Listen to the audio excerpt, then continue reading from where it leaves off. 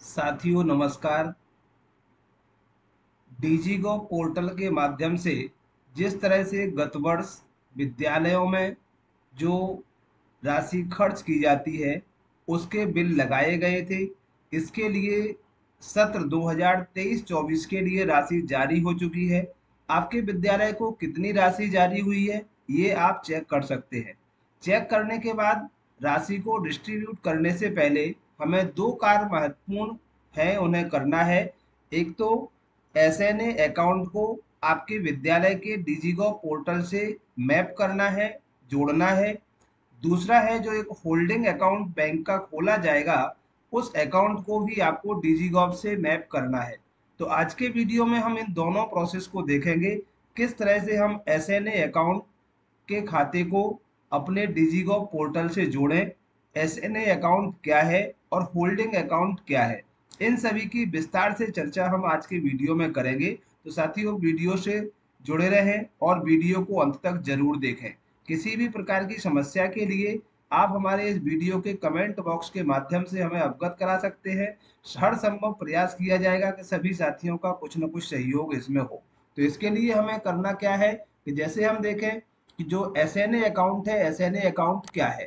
तो जैसा कि हमें पता है, राज्य शिक्षा केंद्र के द्वारा जो पुराने खाते संचालित थे विद्यालयों के, उनकी राशि राज्य शिक्षा केंद्र के खाते में जमा कराई गई थी। तो ये जो आप देख पा रहे हैं एसएनए के नवीन खाते जो है एसएनए अकाउंट ये है। दूसरा इसका ये आईएफएससी कोड दिया गया है। तो इस एसएनए अकाउंट को हमें अपने डिजिगो पोर्टल से जोड़ना है। इसको जोड़ने के पश्चात एक होल्डिंग अकाउंट खोला जाना है। जो देखिएगा, इस होल्डिंग अकाउंट के लिए भी राज्य शिक्षा केंद्र पत्र जारी कर चुका है, जो कि सभी विद्यालयों का या सभी संस्थाओं का जिनका डिजिगॉव के माध्यम से पेमेंट होता है उनके लिए खोला जाना है। तो ये जो बैंक अकाउंट का नाम रहेगा होल्डिंग अकाउंट समग्र शिक्षा, ये हमें खोलना है। इसको खोलने के लिए जो एसबीआई है आपके नजदीक की, उस एसबीआई में एक separate current account S holding account समग्र शिक्षा के नाम से खोला जाना है। इसके लिए आदेश जारी किया गया है। तो इस आदेश की पुष्टि लगाकर आप अपने नजदीकी एसबीआई शाखा में होल्डिंग अकाउंट को खोल सकते हैं। इन दोनों ही अकाउंट को आपको डिजिगो पोर्टल से मर्ज करना है, अर्थात जोड़ना है। तो इसके लिए हमें क्या करना होगा, सबसे पहले हम किसी भी ब्राउजर पर जाकर के SBI CSS टाइप करेंगे और उसे लॉगिन करने का इस तरह का हमारा ये इंटरफेस है वो सामने आएगा।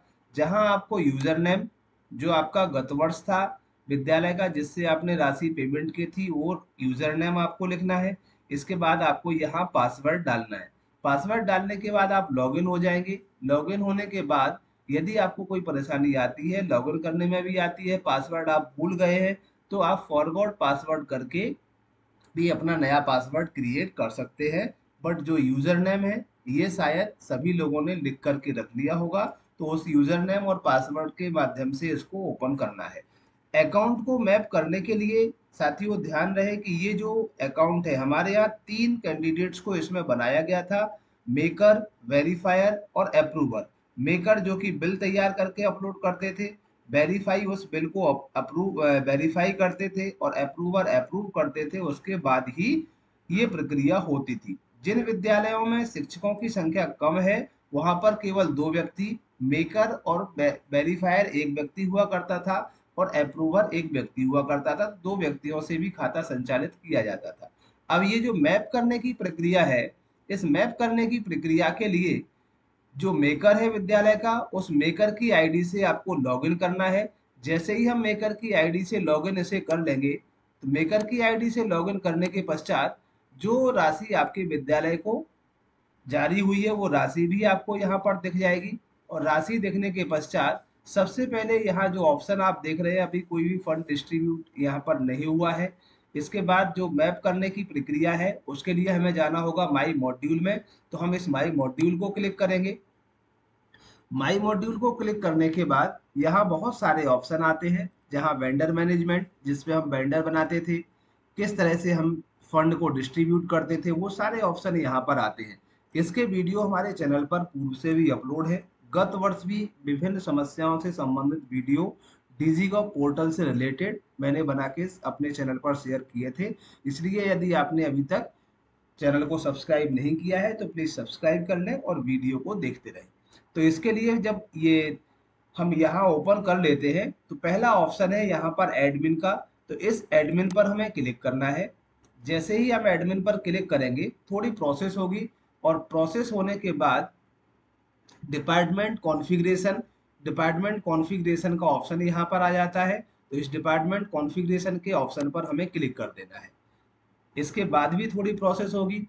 तो प्रोसेस होने के बाद ऑर्गेनाइजेशन अकाउंट मैपिंग, अर्थात जो आपका ऑर्गेनाइजेशन है उसके मैप अकाउंट को हमें मैप करना है, जिसमें दो अकाउंट समानता मैप होंगे। पहला SNA account single nodal agency account है, जो कि राज्य शिक्षा केंद्र का हुआ करता है।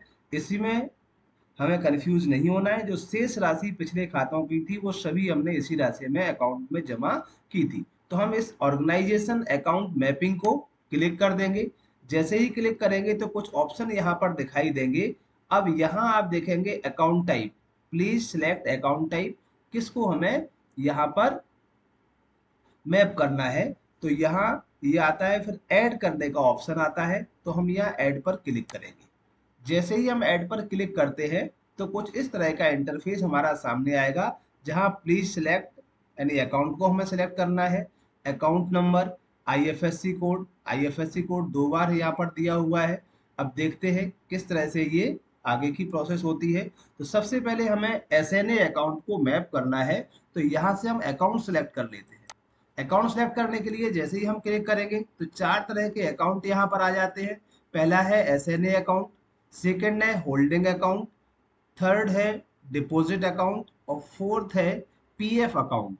तो हम चूंकि यहाँ पर एसएनए अकाउंट को मैप कर रहे हैं तो यहाँ से हम एसएनए अकाउंट को सिलेक्ट कर लेते हैं। एसएनए अकाउंट को सिलेक्ट करने के बाद जो मैंने आपको लेटर दिखाया था एसएनए अकाउंट का, इस अकाउंट को आप या तो लेटर अपने पास रख लें, या पहले से इस अकाउंट को हम लिख करके कहीं रख लें।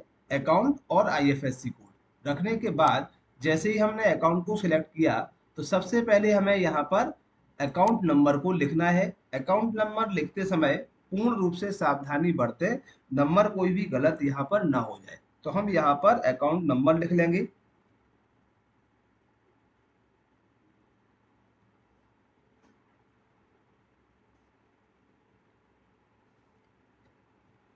ये अकाउंट नंबर हमने यहाँ पर टाइप कर दिया है।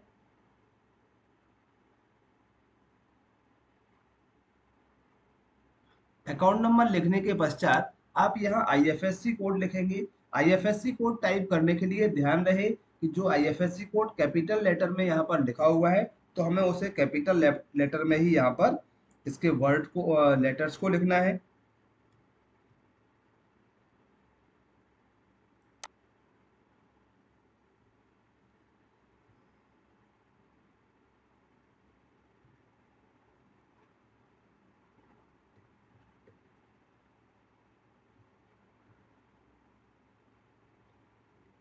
ये हमने यहाँ पर इसका आईएफएससी कोड लिखा है।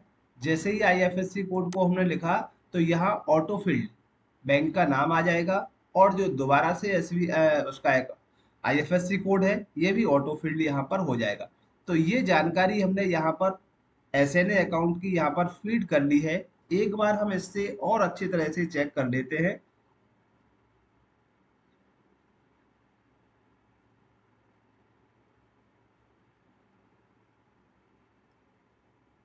चेक करने के बाद जैसे ही आपने ये सारी जानकारी चेक कर ली तो इसे हम सेव कर देंगे। जब सेव के ऑप्शन को हम क्लिक करेंगे, सेव के क्लिक करने के लिए आपसे दोबारा से परमिशन मांगेगा कि do you want to save details, इस डिटेल्स को हम सेव करना चाहते हैं। तो हमने बहुत अच्छे से इसको चेक कर लिया है, और चेक करने के बाद इसे हम एस को ओके कर देते हैं।